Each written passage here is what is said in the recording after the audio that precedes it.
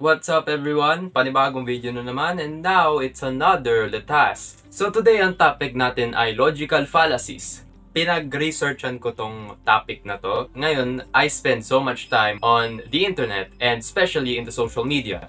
Siyempre ngayon sa social media, malapit na rin naman ang eleksyon, madami nag-aargumento sa internet. Madami ako nakikita ang mga kabutihan na pinagsasabi ng mga ibang tao. At ngayon, related doon yung pag-uusapan natin. So, logical fallacies, by definition, is the use of invalid or otherwise faulty reasoning. Ito yung mga ginagamit sa argumento na hindi ka nais-nais. So, ito yung mga point kuno na ginagawa ng mga ibang nag-aargumento online na walang sense. Siyempre, nasa internet tayo, madami tayong makikita may tao na mga baliko ang logic. At hindi lang baliko ang logic kung hindi binabaliko nila. So that manalo sila sa isang argumento. So sa aking research, 22 ang aking nakam across na logical fallacies. At ngayon, simulan na natin, alright? First of all, huwag tayong gagamit ng logical fallacies para mag-argumento kasi kung sabihin nyo naman, ay, gagamitin ko to para manalo ako sa isang argumento o kaya lituhin ko yung kaaway ko sa social media o kaaway ko na kadebate ko, wag lods. May mga taong na makakakita ng fault mo sa argumento mo at magmumukha kang tanga. At hindi healthy ang pagkakaroon ng logical fallacy sa isang argumento dahil mamimislead ang mga ibang tao pagdating dito. Iisipin nila na, uy, tama yung sinasabi niya, uy, may point yung sinasabi niya kahit wala naman. They will lead to believe that yung sinabi nung isang panig na puno ng logical fallacies or gumamit ng logical fallacies ay tama, kahit naman na hindi. Pag paumanhin lods kung pawis-pawis ako kasi ang init sobra, alright? Anong March na ngayon, summer na, para akong nasa impyerno. Pero goods lang yan. True Filipino, you know, parang feel ko pa nga magkape ngayon eh. So ang una nating fallacy ay slippery slope. So by definition, a slippery slope argument in logic, critical thinking, political rhetoric, and case law is an argument in which a party asserts that a relatively small first step leads to a change of related events culminating in some significant effect. So, ito yung mga fallacy na sinasabing kapag ginawa mo to, mangyayari to. Kahit, you know, malayo eh. Parang point A to point Z agad-agad. Tayong example, animal experimentation reduces our respect in life. If we don't respect life, we are likely to be more tolerant of violent acts like rape and murder. Our next one is black or white fallacy.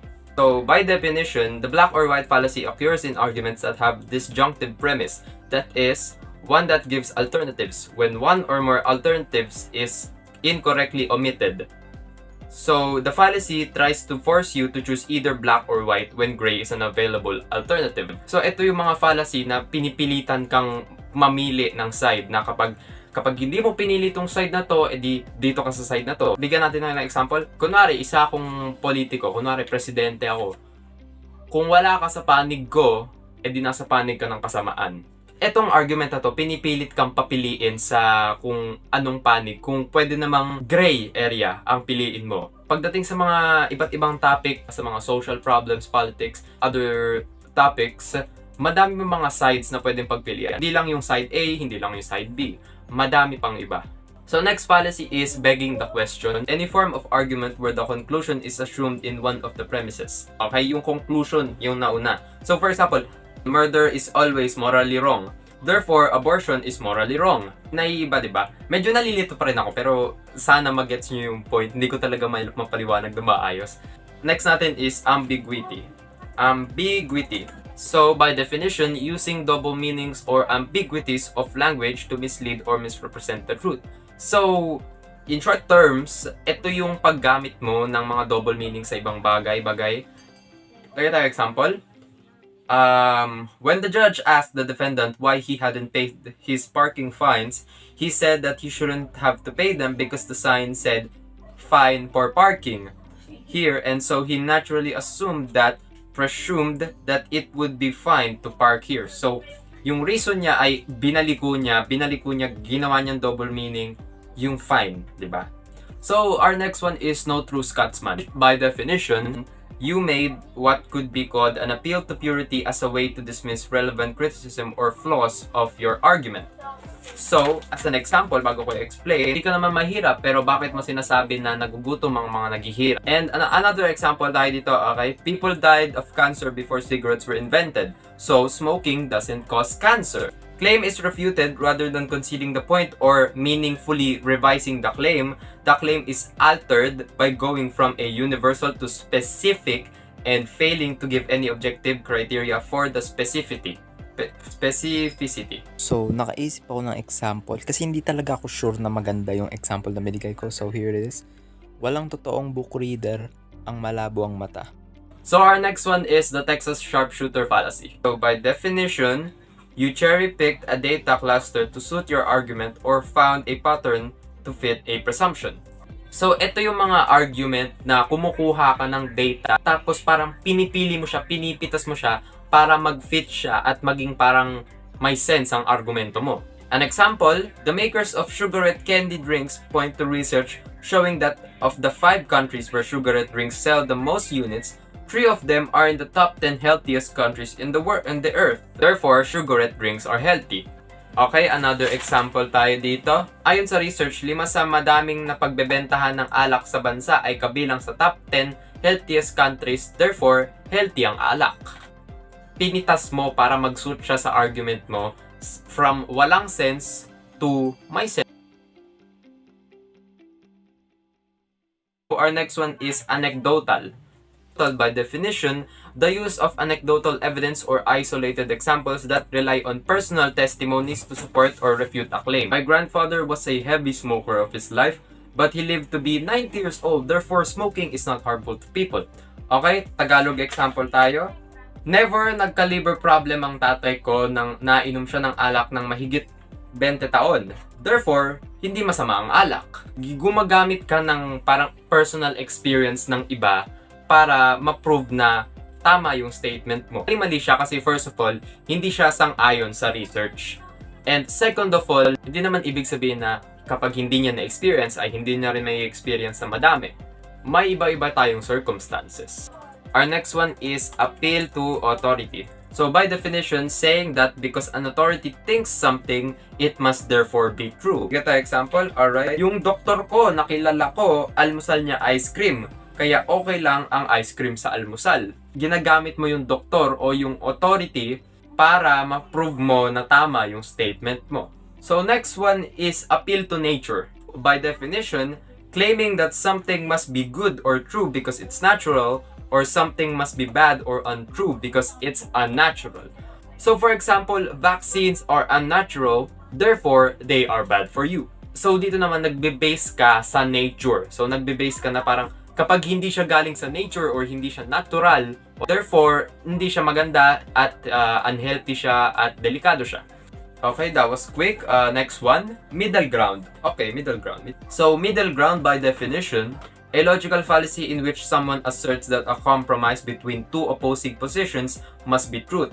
So ito naman yung iniisip mo na sa dalawang side, yung opposing side na yon iniisip mo dahil sa dalawang opposing side na yon ay yung middle ground or yung gitna na yon ay totoo or tama. One example, one of my friends told me that lying is never acceptable, while other friends said it's alright. Therefore, it's okay to lie sometimes. So kahit agree naman ako na it's okay to lie sometimes, baka may magsabi sa inyo dyan, okay naman talaga mag-lie sometimes ha, Lods ha.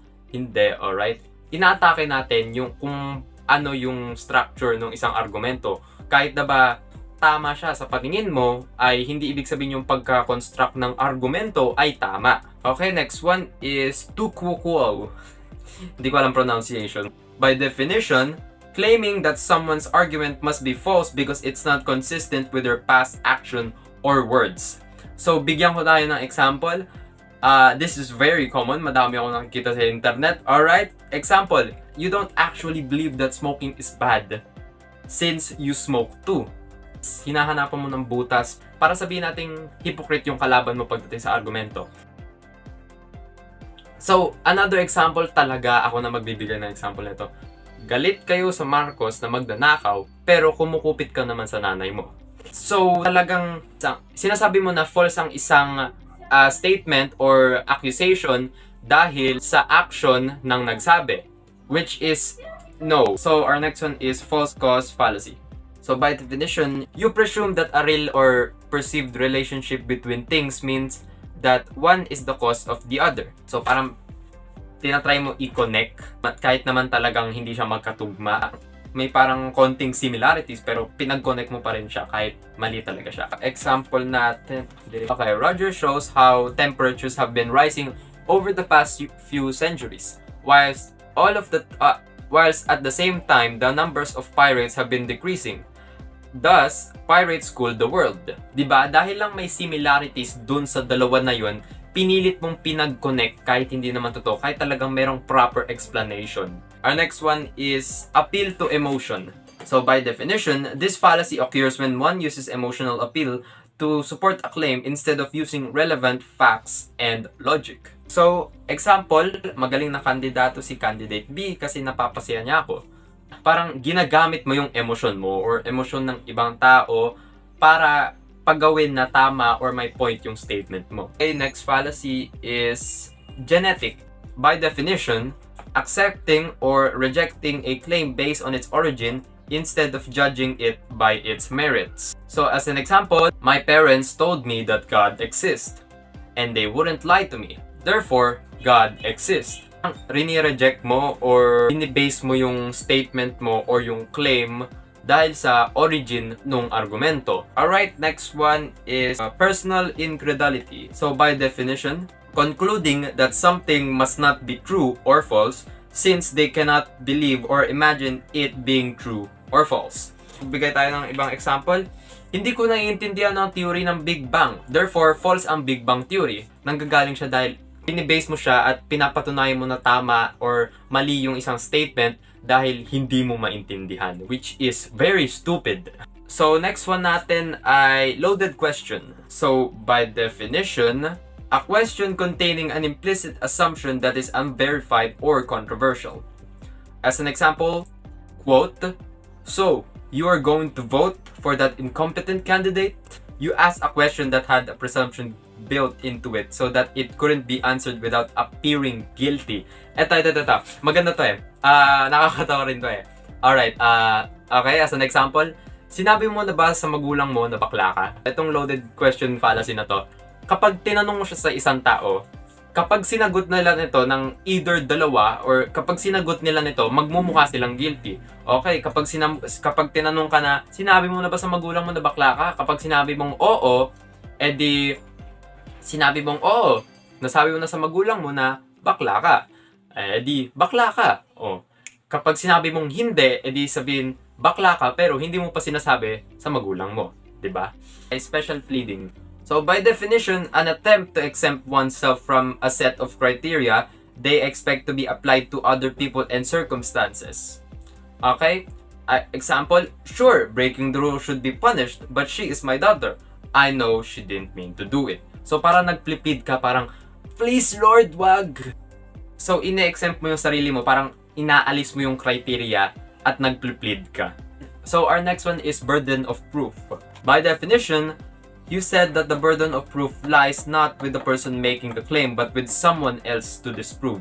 Kain ko muna yung example para madali siyang i-explain. Puno, itong papel na to. At dahil walang makaka-disprove, edi ibig sabihin, factual ang sinabi ko. Siyempre, madami naman makaka-proof na hindi to puno, pero you get the point, right? Sinasabi mo na, ay, hindi pa napatunayan tong isang bagay na to, therefore, tama ako. Next one is gambler's fallacy. Gambler's fallacy. You said that runs occur to statistically independent phenomena such as roulette wheel spins. So, ang basehan mo sa pag-decide kung mangyayari or hindi to mangyayari ay dahil sa nangyari ng nakaraan. Okay, bigay tayo ng example. Hindi siya nanalo ng 3 beses sa eleksyon, so meaning next one, panalo siya. Or maybe next one, hindi siya panalo. 'Di ba? Ang basehan mo doon ay hindi factual. Ang basehan mo lang doon ay yung series of events or previous events na nangyari. This is very common. Strawman, based on definition, is a form of argument and an informal fallacy of having impression of refuting an argument, whereas the real subject of the argument was not addressed or refuted, but instead replaced with a false one. Ito yung kapag dinedenay mo at nire-refuse mo sagutan ng isang argument or statement at pinapalitan mo siya ng ibang statement at yung statement na ginawa mo yung inaatake mo. Hindi yung mismong statement na ginawa nung nagtanong or nagsabi. You make a pretend argument and then try to disprove that pretend argument that you made. Alright, next one. Last two. Very, very, very, very, very common. Ad hominem. By definition, you attack your opponent's character or personal traits in an attempt to undermine their argument. Inatake mo yung tao na nagsabi ng argumento or statement kesa yung mismong argumento at statement yung atakihin mo. Ito, may example tayo. First person, we should argue with relevant facts and sound logic. Person 2 says, you should grow a brain before opening your mouth. Diba? Inatake mo yung tao, hindi yung argumento. Like what I said in my previous video about politics, ad hominem attracts ad hominem, insults attract insults. Okay, our last one is composition or division. It occurs when one argues that something must be true of the whole because it is true of some parts of the whole. So dito, totoo yung lahat ng sinabi mo dahil may totoo sa some parts ng sinabi mo. So as an example, trees are made of atoms and atoms are not visible to the eye. Therefore, trees are not visible to the eye either. Totoo naman na trees are made of atoms. Totoo. At atoms are not visible to the naked eye. Totoo. G. Pero, kinumbine mo at sinabi mo na trees are not visible to the eye either. Diba? Okay, so that's it.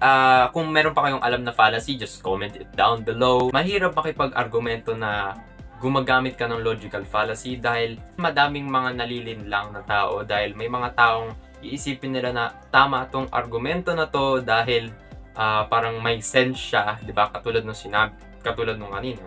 Kung talagang may mga talagang well-composed examples, madaming tao na mag-aakala na tama yung statement na may logical fallacy. Bye mga pre, kita-kits sa susunod na video and argue with logics. Bye.